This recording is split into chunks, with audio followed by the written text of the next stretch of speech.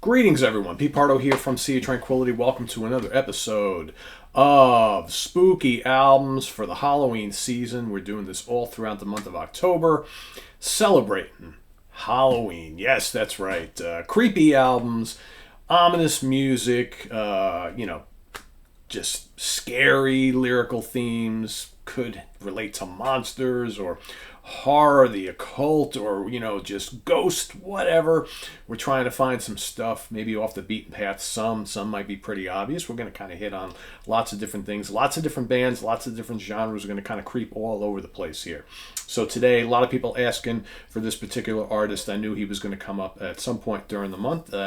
So I decided yesterday, well, you know what, tomorrow morning, because this is day 5, right, during this month, tomorrow's going to be Alice Cooper Day. It's got to be. He's got to appear at some point. But I kind of picked out 4 albums, and I couldn't decide which was going to be the one that was going to be my album pick for today. Because quite frankly, Love It to Death, Killer, $1 Billion Babies, Welcome to My Nightmare. You can make a case for any of those, right?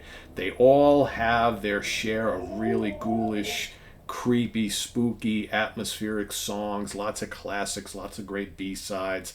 I couldn't pick a one. I was like, geez, I have no idea which one I'm going to pick because I can make a case for any of them, and I love all of them.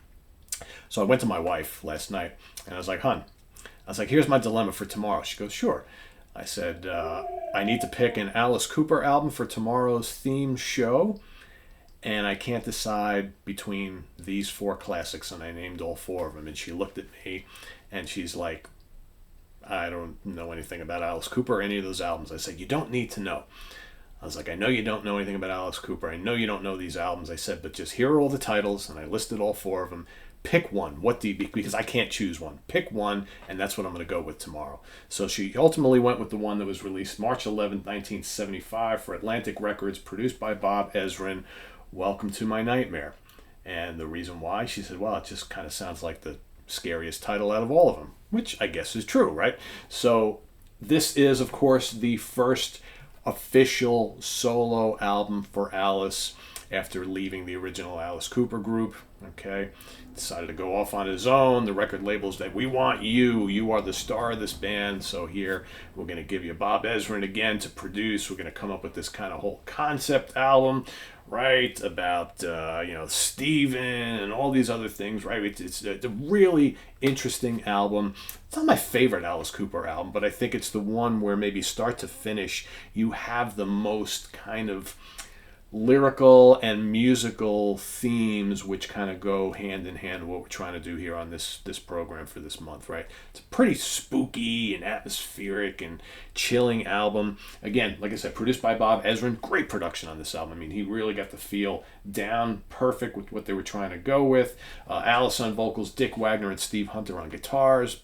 Those guys work so well together. Precast John on bass and Penty Whitey Glenn on drums with assorted other folks joining in on keyboards and synthesizers and things like that.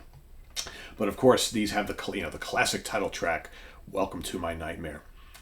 I mean, that's perfect fit. Welcome to My Nightmare is a perfect song to play during Halloween season. Devil's Food, there you go. We're going to continue on with that. How about The Black Widow?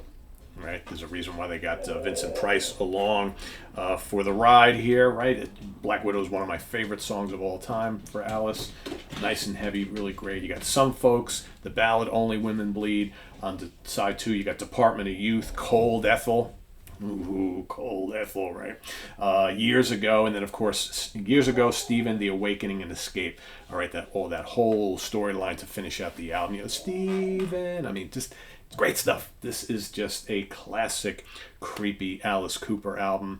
And yeah, like I said, there are some songs on Love It to Death and $1 Billion Babies and Killer that I probably like a little bit more than anything on this album, but I think this album through and through is the one that really exemplifies kind of what we're going for here. So there you have it.